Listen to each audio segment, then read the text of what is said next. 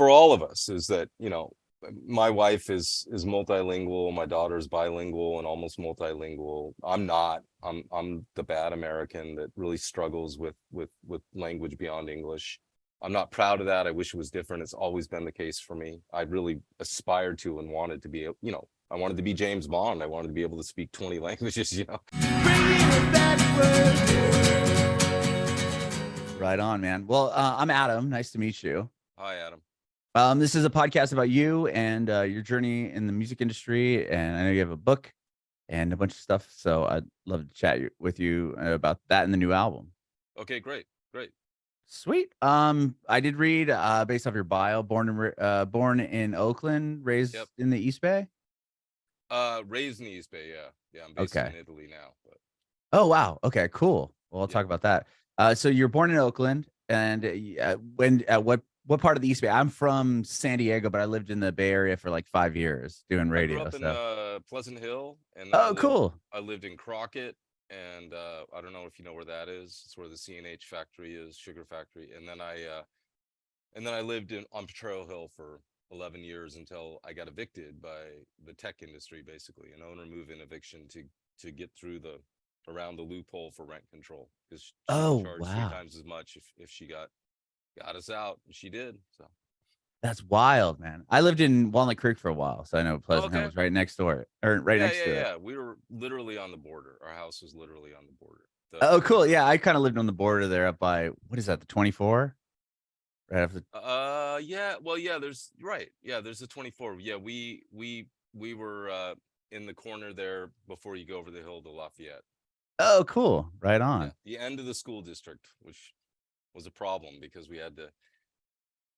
Our schools all got closed when they cut all the funding, and we had to go super long distances without any public transportation, without any school buses and stuff. So. Oh my gosh! Wow. Yeah, that's a bummer. So were you in Oakland very long, or no? Just born there? No. You lived in Pleasant. I worked there for from the late 80s through to 2001, and I still work there. I teach. That's where I teach a lot. Is in Oakland. Oh, okay. Yeah. Rad. So what about music? How did you get into music? I got into music in the sense I was always into it, meaning I don't remember not wanting to play music and it being the one thing or the main thing that I was connected to, coming from a jock family, like a dad that was good at sports and a brother that was good at sports, and not being good at sports myself, but wanting to be, trying to be, kind of that was the expectation. But music was the thing I related to, art in general, but music particularly. And so I started playing when I was 5 years old, and wow, was pretty obsessively unhealthily attached to it. As a teenager, like nowadays they would have medicated me and probably hospitalized me or sent me up to some camp or something. But I learned to play. Right. Were you playing piano with other at people? 5? That was part of the problem. But I learned to play. I learned to play in a certain way. Well, and and so I just never stopped, and I never will. As long as I'm able. Was that 5? You started what, on piano? Drums. Oh, cool. Yeah. Not for long though. I'm not much of a drummer, and then I switched over to guitar, and I got extremely serious about guitar when I was 13. Okay. Yeah. Was there a particular band or guitarist you looked up to, or like what kind of got you on the guitar route? Well, I think it was just that the era. I mean, there wasn't much imagination growing up in a kind of white trash working class neighborhood. There wasn't which it was at the time. There wasn't. It's changed quite a bit. Yeah, it has. Well, gentrification, it doesn't just happen to cities. It happens to the suburbs around suburbs, right? And it just keeps moving out, like concentric circles. But we didn't have much imagination beyond, arena rock. I mean that, and eventually punk rock. And there was, already the tie had been severed to kind of historic music being handed down mouth to ear, so there was a German guy who lived kitty corner from us, and he played accordion, and that was about it. No one else, played music. And so, we therefore were mentored or influenced by Queen and Judas Priest and Van Halen and all that stuff. So there were a lot of great guitar players, but I tended to be inspired by the ones that were a little bit more emotional and lyrical, and Hmm. like David Gilmour and that sort of playing. Um, yeah, but ultimately I was interested in songs and stories and being a writer, and so that led me to being very focused on Springsteen from 73 to 82. Hmm. Not so much before and barely at all after. Okay. And yeah. So Yeah, I mean, you've written 6 books. Is that what I read? I've written seven. There's an Seven eighth books. one. Yeah, one of them's co-written, and an eighth one, an Italian language one, is coming out Wow. next month. And then I've got two more books coming out next year. That one on music and one on violence prevention and conflict resolution. And yeah, I mean, it's what I've always done. I ultimately continued with music because I looked at it as that people didn't really read poetry anymore. There was a Hmm. period where people did, and then there was a period where they read good poetry. Like, Dylan Thomas was pretty big sensation in the US. His records sold a lot. Right. And then and then you ended up in the era of like Rob McEwen, where people were into poetry but bad poetry, essentially. And then you got into poetry with greater depth, when people started going beyond the structure of couplets and things like that. Hmm. But no one read it anymore, and still virtually nobody does. I mean, a very small percentage of the population, they don't even have a bestsellers list for poetry, New York Times. Is that right? I didn't Yeah, know that. yeah. So when Amanda Gorman, had this breakthrough, and right person at the right time and all that stuff, Hmm. she was number one on the nonfiction list. That was the only place they Interesting. could put her. Is my understanding. That's what I was told.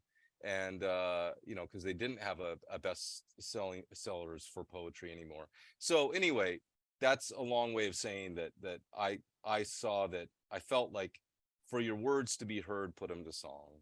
And Hmm. I made the mistake or miscalculation of believing that you could do that in a non-traditional songwriting structure, which means open verse. Hmm. Um, and I was dead wrong.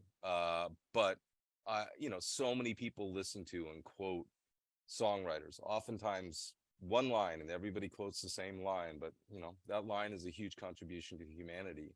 And yet you've got amazing poets like Charles Simic who sit, largely unread, and yet almost every poem has a line that should be quoted. Sure. No, I completely agree. I think a lot of people resonate with lyrics. I come from the like the like emo bands were starting to kind of do something at the time when I was like in high school, late mid to late high school. And I feel like a lot of the kids resonated with those, those darker kind of really emotional lyrics. And it definitely made a shift from what I felt like was the pretty popular stuff on the radio. And it was like in the days of like AOL Instant Messenger, and like people was like you'd leave like your little away messages, and it was always just some quote from some emo song. I feel like was a majority of it, and I feel like that kind of came back there for a minute. It was almost poetry to, like you said, to songs or to Yeah, I think music. there are people, not everyone necessarily, but there's definitely people that are hungry for it in every generation, Yeah. and look for that and are inspired by it. And I think almost everyone likes wordplay. Like, Sure. when somebody really nails something, it's a very comforting feeling. Hmm. It's like being people talk about being heard. Well, when someone writes something where they are able to articulate something, illuminate something that people feel but haven't been able to articulate, I mean, that's invaluable. and Right. and uh, and it doesn't happen all that often, but it happens. And unfortunately, those aren't the voices, and those aren't the words, and those aren't the stories that are oftentimes put forth. But having said that, I mean, obviously the history of rap, the history of hip hop has incredible writing throughout, of various forms, you know, whether it's more whimsical and playful, you know, kind of the genius of that kind of writing, like the Bon Scott kind of writing from Right. AC/DC, where, you know, people at the time, critics at the time, just, you know, ravaged them. They were just savage about how horrible it was and how dumb it was. And it was like, no, it wasn't dumb. It was like really smart, you know, maybe offensive, some of it, but you know, actually well written, you know, I mean, so very much in the Chuck Berry style, essentially. And, you know, so hip hop has that. I find it a little sad that now with hip hop that there's so much repetition in the words, you know, not everyone, you know, but I'm talking about like commercially, you know, a rap song having less words than a pop song sometimes now. It's incredible, you know, instead of being like this book, you know, a 3-minute book. Yeah, or it's like, I mean, you look at a rap collective like, you know, Wu-Tang Clan. They had 9 guys that come on, and every one of them would have something completely different to contribute to a song, and they're really long, but it was not a whole lot of repetitive stuff whatsoever. I mean, maybe there was a hook, but other than that, it really relied on the beat and the guys coming in and saying what they had to say. Yeah, it's a great example. I mean, they're one of the greatest groups in, you know, in popular music history. Sure. With you and the music that you write and are kind of a part of is so far moved, I think, at least sonically, from like you were talking about, like these big arena bands. I mean, when did you get into more like this world? I mean, you know, you have Grammys and stuff for more of this like world music. Like, what was that always something you were kind of interested in? No, I wouldn't say always, because I would you'd say that I didn't know it existed. I mean, Oh, okay. there just wasn't exposure, you know. I Sure. mean, it's a very white centric environment. Correct. And you know, you're so immersed in that world that obviously it stunts your vision and even blinds you potentially.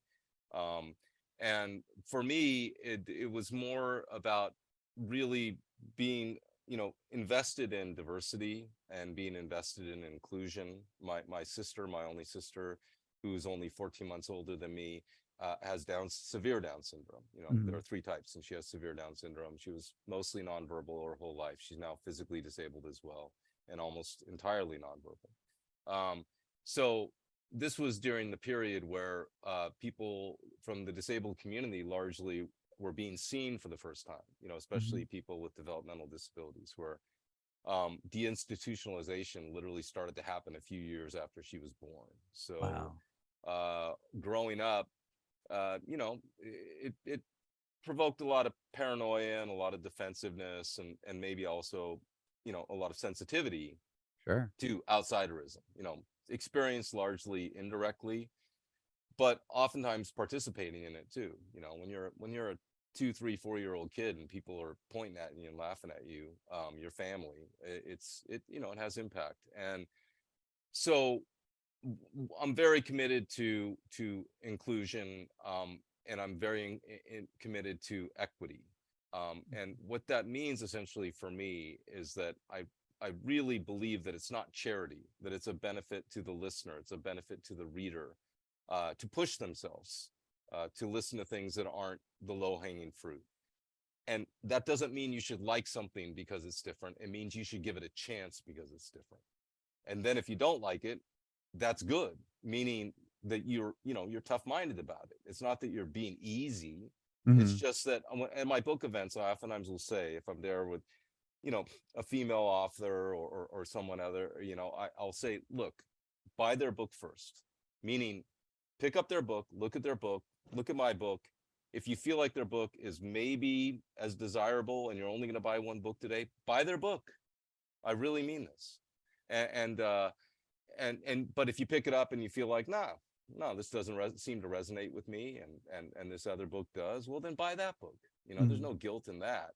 But I think that clearly, numerically, we have a problem, you know, and we have this inequity where anywhere you go in the world, you hear English language music, anywhere, in public spaces, not in private spaces, not at all, in my experience, especially not in rural private spaces. But In public spaces, it's still the same stuff over and over and over again. I mean, my wife and I, Marilena Umuhoza Delli, we do all the projects together. She does all Hmm. the video and filmmaking and photography. You know, we have a kind of a running joke, because it's real, is that almost everywhere we've gone, not everywhere, but almost everywhere, we've had an experience where we're, you know, in the airport, or we walk into some cafe place and they're playing Hotel California. It's Wow. like unbelievable. It's like, oh my God. You know, I was a little kid when that song was on the radio all the time. Right. And it's like, here we are. There's no equivalent. There's no equivalent. Most people in America do not have that experience. They don't, you know, walk into many places and hear something in a language other than English. They Right. don't hear something in a style you know, they don't walk in and hear Ethiopian jazz or something that is really, really dramatically different from European structures. Mhm. No, I completely agree. It is interesting to think that it's I've interviewed a lot of artists from all around the world, and especially, they talk about writing songs in their native language, and then once they get to a certain point, the producers or a record label or whoever is like, okay, now it's time to write a song in English if we really want to, make a splash type situation. It's really just fascinating where I forgot who, maybe it was Erica Ender, or somebody, it was all Spanish songs, and then it was like, okay, you should probably write an English song. And it's like, Yeah. well, why? And it's, if you want to kind of appeal to a bigger, broader audience, that's the best move to make. Yeah, yeah. It's when that becomes the default, I think it's a little scary. It's colonialism in a different form. And Completely. what's beautiful is, for all of us, is that, my wife is multilingual, my daughter's bilingual and almost multilingual. I'm not. I'm the bad American that really struggles with language beyond English. I'm not proud of that. I wish it was different. It's always been the case for me. I really aspired to and wanted to be, I wanted to be James Bond. I wanted to be able to speak 20 languages, Right. or whatever. But that's never been possible for me. And so the musicality of the language is so important, but also when you speak in your mother tongue, you express yourself in a way that is not possible in any other language. As advanced as you can be and as good as you can be, my wife is listed as mother tongue English by the TOEFL test, for English. But she's constantly frustrated by that, saying, she prefers, whenever possible, to express herself in Italian, because Hmm. that's her first language. But the musicality too, I think, is what's lost. When you Hmm. look at languages that have so many more sounds or different sounds than we have. And unfortunately, what happens for all of us is we're born with the ability to make every sound that's used by humans in speech. So in order to learn a language, we actually have to become less musical, no matter how musical that language is. And Interesting. yeah, and so that's why babies, they all make the same sounds anywhere in the world. It's the same sounds. They don't sound different. And they're Huh. not born sounding different. They have to learn to filter out certain sounds and to strengthen others. Wow, that's really fascinating. I've never even thought about that. Yeah, all babies are, as- yeah, they're making the same sounds until they learn language, right? Yeah, and they're also incredible singers. They're like opera singers. They do not tire themselves out usually. They don't usually get Yeah, hoarse.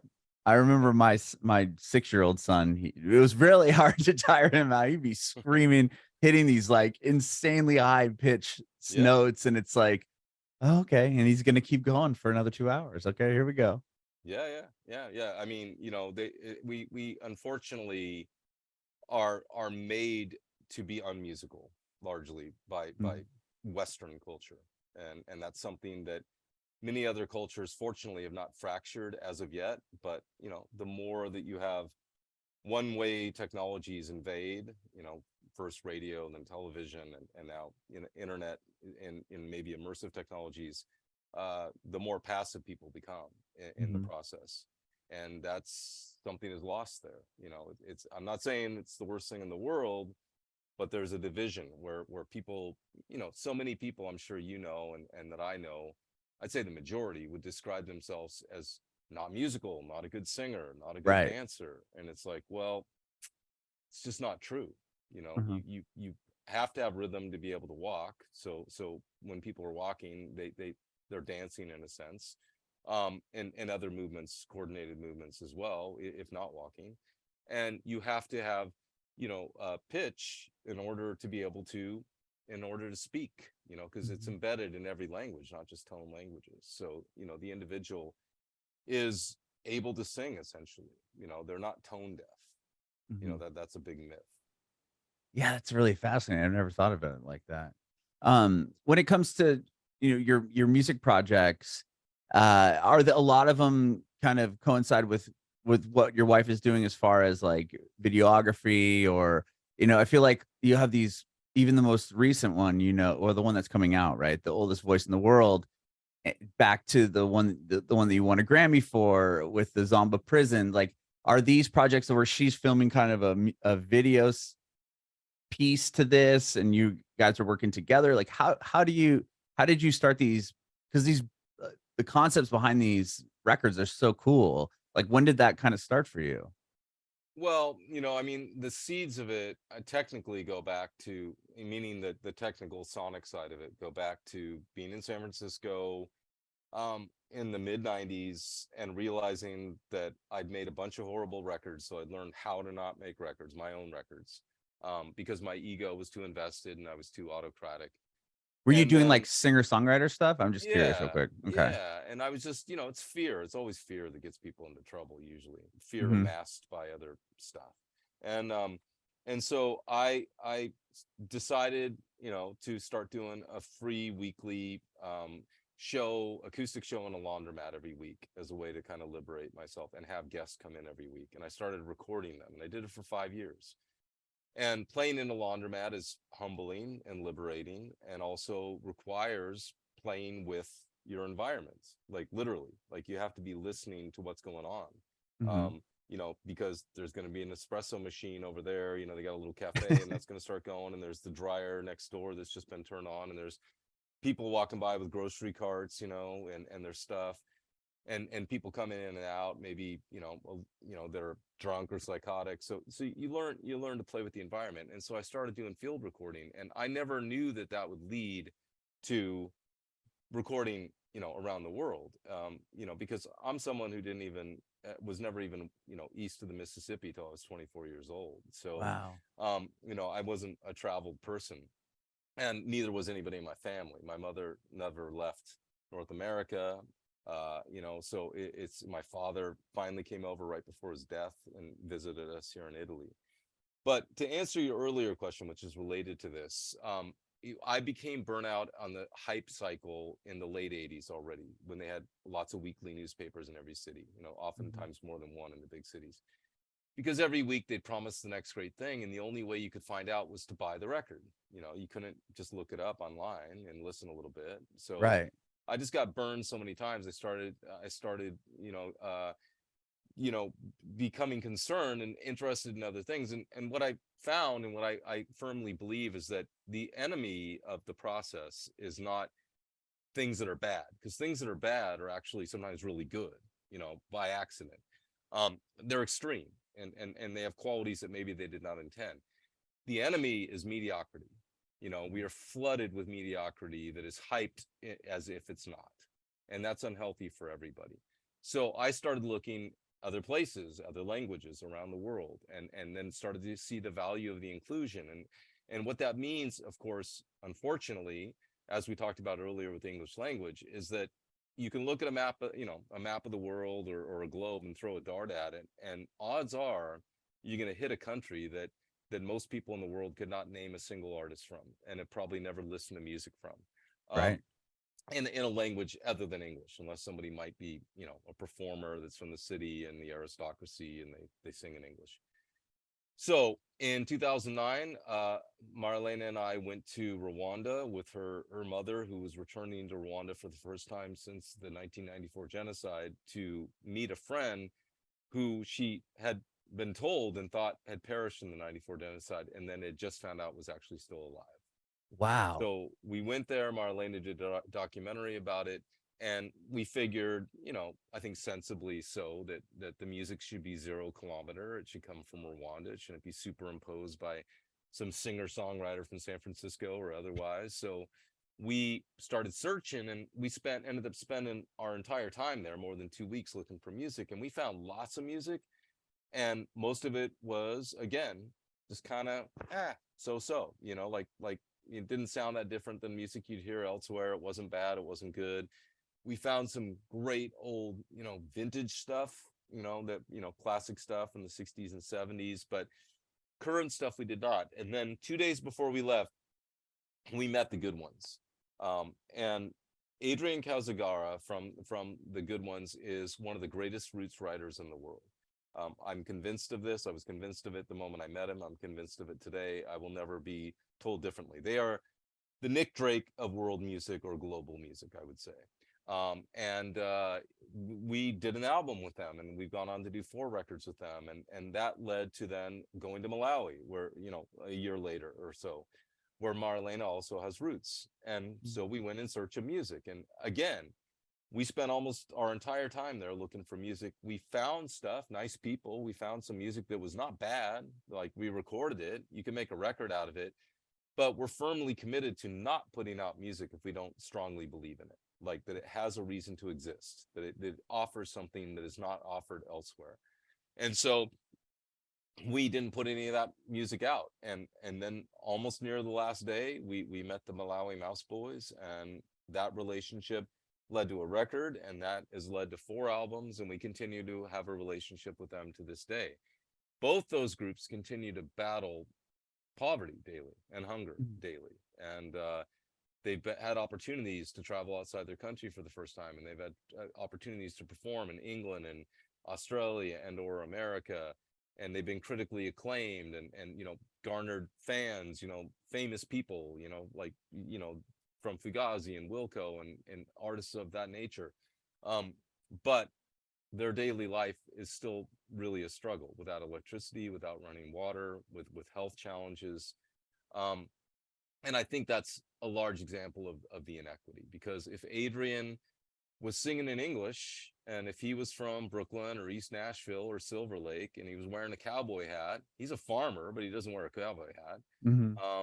Then he'd be doing all right, I think. I'm not saying he'd be a millionaire, but he'd have his niche, and he'd be etching out an income. But unfortunately, because they're from Rwanda, they get thrown into this large kind of undefined pile of othered, world music, global music, whatever it's called. This idea that everything outside of the English language world, particularly England, Australia, and America, is something exotic and something other, rather than, no, this is roots music.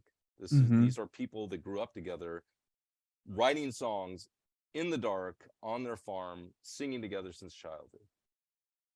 That's interesting. I didn't think about that either. I mean, to win a Grammy Award, I mean, for world music, right? They're only taking in consideration a few nations, and then everyone else is just world music. Yeah.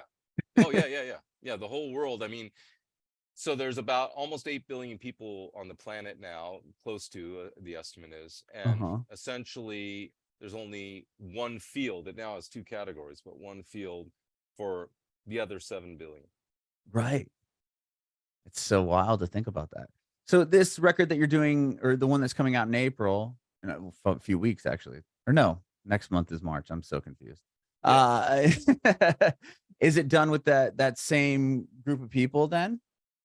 That you just, the people you're just talking about that did the other 4 records with you? Oh, no. Okay, this is totally different. We've gone in search of music. We have faith that, it's a leap of faith, but we have faith that there's music everywhere. There's no amusical country. We see favoritism towards certain countries that oftentimes population-wise might be quite small. Like, there's a lot of mythology about Mali. It's a Delta country, like the Delta in America. It's a former French colony, so it has certain advantages because many of the people are bilingual in French. And so there's a certain concentration there, and beautiful music comes from there. I mean, no doubt about that. But it's this idea that there are places that aren't musical that is false. And so we have gone blindly most places without knowing a soul with the faith that we would find music that was unique and compelling. Mhm. And that has been the case in almost every scenario. We lose money doing it, but it's one of the most joyful experiences in the world when you connect with somebody and have that level of intimacy, and where you literally hear someone and they know they've been heard. And whether a record results or not is secondary. You know, it's not even the goal ultimately. So in Azerbaijan, we went into the Talysh Mountains, where the Talysh minority lives, and they've been long, subjected to a lot of mistreatment by more powerful groups. The war between Iran and Russia split their territory, their region down the middle, like happens so often with groups that are long established but less powerful. But there, supposedly, reportedly, is where the oldest man in the world was from, that he lived to be 168 years old. And many other people have been notably over 100 years old. So we did this largely as an act of anti-ageism, Mhm. but also we did this in an interest in another region and in another language, and not just a country that many people haven't heard of, Azerbaijan, but a particular group in the country that is isolated, literally up in the corner, up in the mountains, dirt roads, hard to reach. Most of them living without electricity or running water. And so some of them have running water. And so we went there in search of that, and it was right after COVID. So what we discovered is that sadly many of them had passed away during COVID, but still there were many folks, and their voices were so compelling. Because for me, a lot of my favorite voices, recorded voices, are when people have aged. Great singers have aged. Mhm. So the voices might be imperfect, but I find that oftentimes the voices are more compelling because they are bringing more to the song and the words that they're singing. So Sinatra, Merle Haggard, who I worked with, little Jimmy Scott. I mean, people that had beautiful voices. They may not be as slick later on, but sometimes I think they're stronger. But oftentimes we're talking about, when they've aged into their late 40s, 50s, or Mhm. 60s. And so the idea was, have we ever really listened to or heard people that are over 100 years old? And so these Yeah. are the voices of those people. Wow. Some of Were all of them in that same location then? I mean, how many people did you find that were over 100? Like, so how many voices are on the record? Well, I think, there's the number we recorded and there's the number on the record. It's always a little bit different, Mhm. because, we don't release everything we record Sure. by design. In out of respect to the artist and the process and the listener. We found many, and they're in technically the same region, but Mhm. like so many less economically advantaged regions, what looks small on a map is not easy to get around. It's quite big, and this is very common, especially in mountainous areas. Mhm. So there, the mountains are incredibly beautiful there, but there, what you're facing once you get up, into the top of the valley, is to get to every village. You're on a dirt road, and this was late November, so ice and snow, but worse and most dangerous of all, mud. Muddy roads. Mhm. And so we would have gone there with a person from the city, and he had a 4x4, and his 4x4 could not do it. So we had to Whoa. rent these old Russian vehicles, these old workhorse vehicles that you would never guess would be able to do this, versus a big SUV. They just look like little, old Datsuns from the 70s or something, Whoa. but they're designed to drive on these roads. And so we did, and it was pretty treacherous. I mean, the local we were with literally screamed. He was so terrified when we were going up to the village where the oldest person in the world hailed from. There was a moment where he really thought he was going to die, off the side of one of these roads. So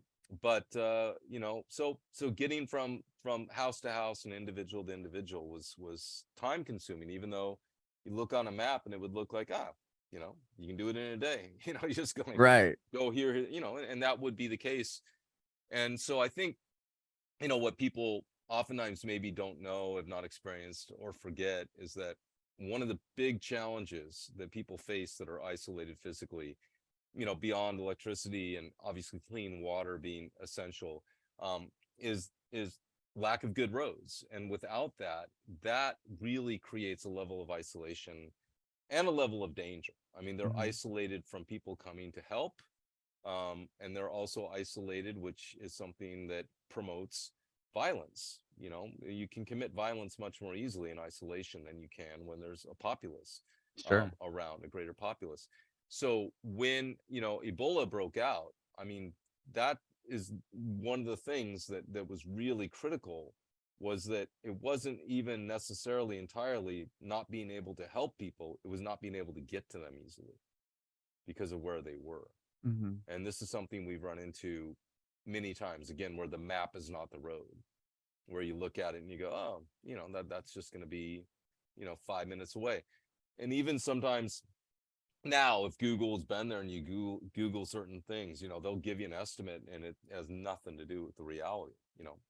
Probably because, I'm not sure, maybe it hasn't been experienced directly, so it's probably based on some kind of average. And then you find out, no, this 15-mile drive takes an hour and a half. Right. It's like, 5 miles, and it doesn't look like there's any traffic, so it should take There's you no like traffic. Yeah. 5 minutes. But yeah, in reality, it's not so easy.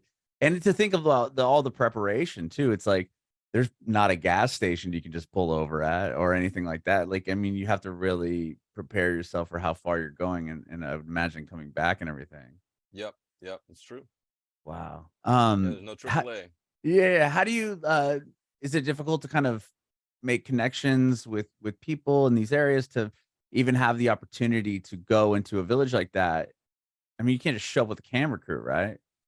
No, we don't use a crew. Or We're DIY, punk rock people. That's the background, and it's all about the relationships and the intimacy.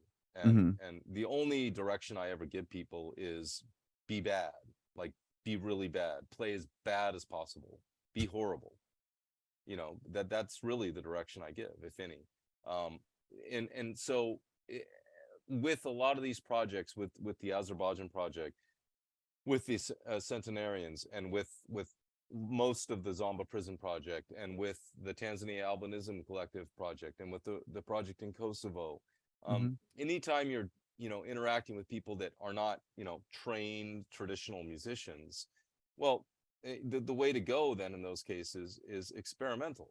To be really experimental, and oftentimes what they found, I did a talk for a bunch of neurologists once at a conference, and they said that they had found what I was talking about had just been studied, and that was that there's this big gap in the middle with most musicians, but at the ends you've got the amateur and you've got the master, the expert, mhm, and those two people are almost identical neurologically, meaning that they are free. mm, They don't have all the preoccupation. And so what the beauty of recording, there's a lot of disadvantages to recording that I believe in, the repetition of it, of the same sounds over and over and over and over again. But the beauty of it is that you can capture that. You can capture, literally first thought, best thought. So we did a project with my sister in her community right before COVID, and right before she, had physical problems that resulted. And there's a song in there called "The First Time I Ever Touched a Guitar," and it's literally the first time that person ever touched a guitar, and it wow. it is incredible. They're playing better than I could, 99.99% of the time. If you gave them a guitar again, probably wouldn't happen that way. And if you had them practice for 10 years, they'd probably never be able to play as good as in that moment. But that's what I believe is the beauty of the recording in the field, and live recording versus overdub recording is there's a trade-off sonically. It's not going to be airbrushed and perfect, but the beauty of it is that it's real, it's alive, and it's something that actually happened. It started here, it ended there at this place, at this time on this day with these people. Mhm. It's something that actually occurred. And most of what people are listening to with multi-track recording are things that did not happen.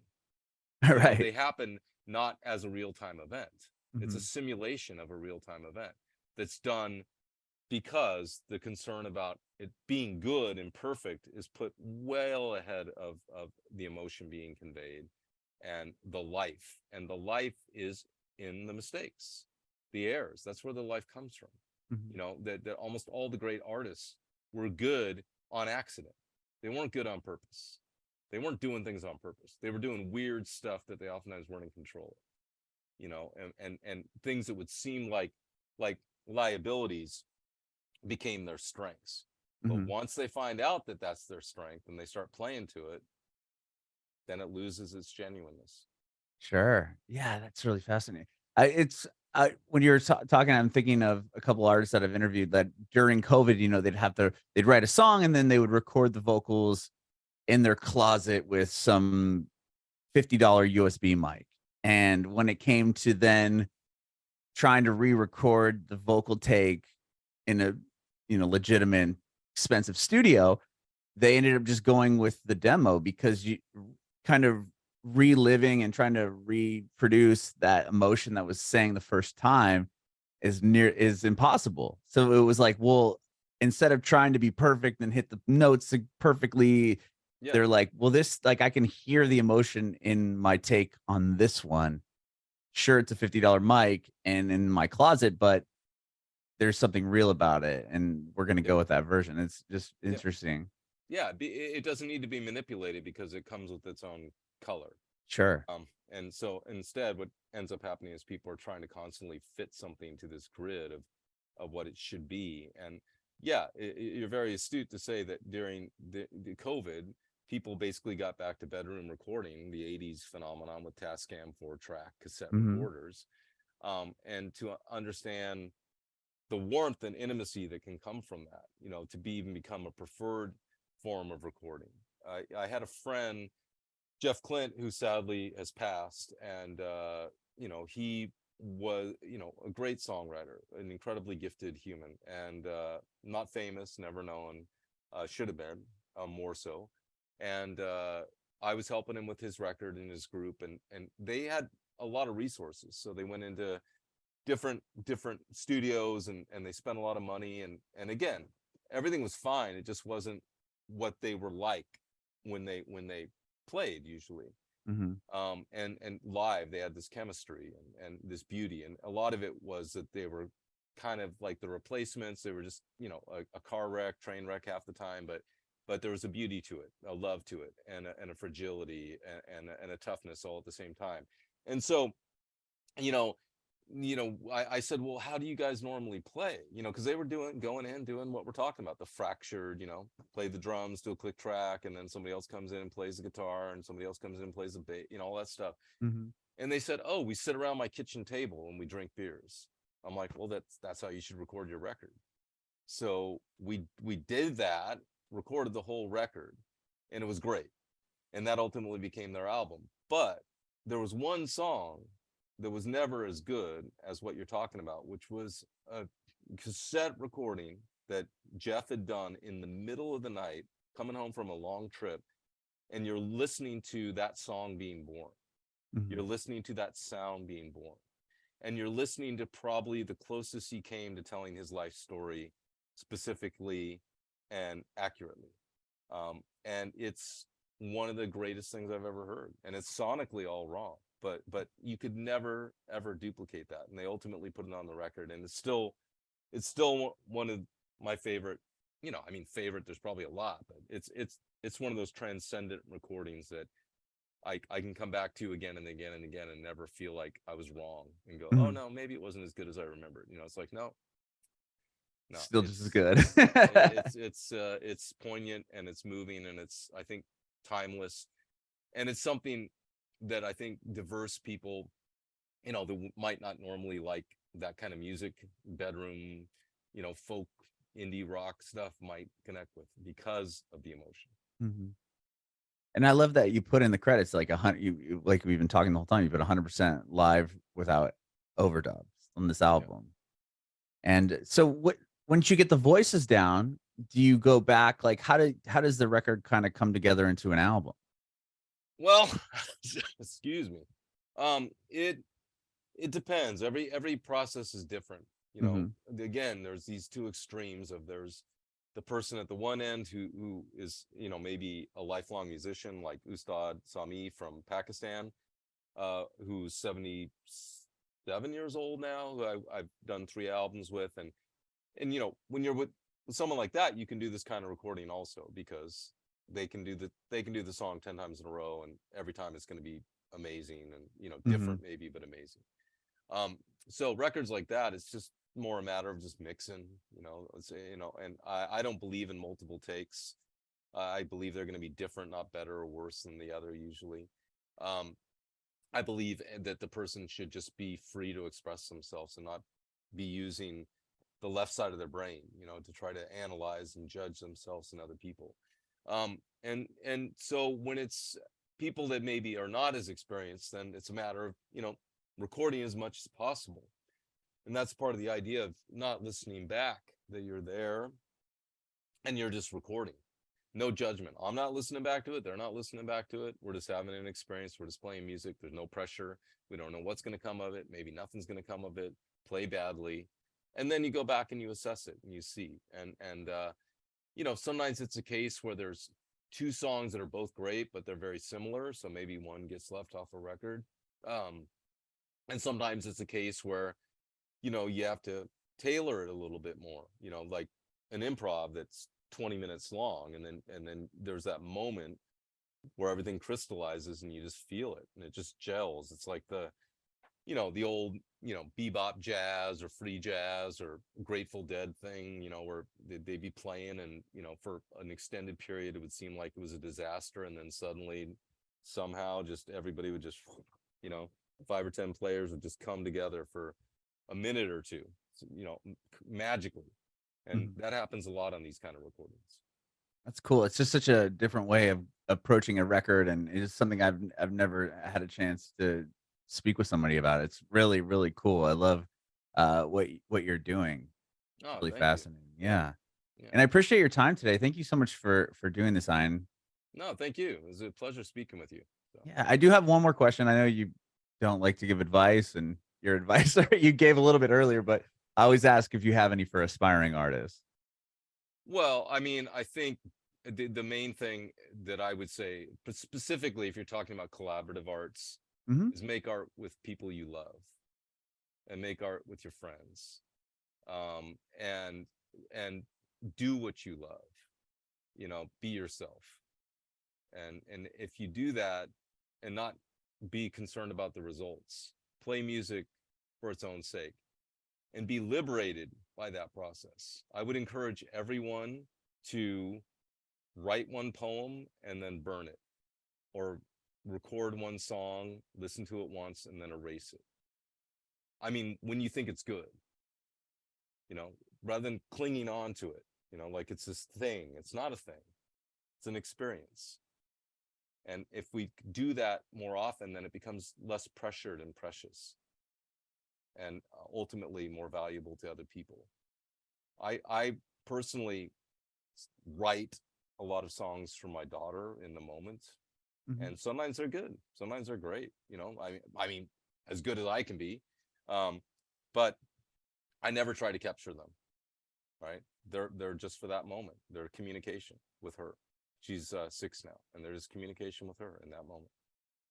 They don't need to be heard by anybody else. Somebody else might like them, and that would be nice, but no, that's not what they're for. Bringing it backward.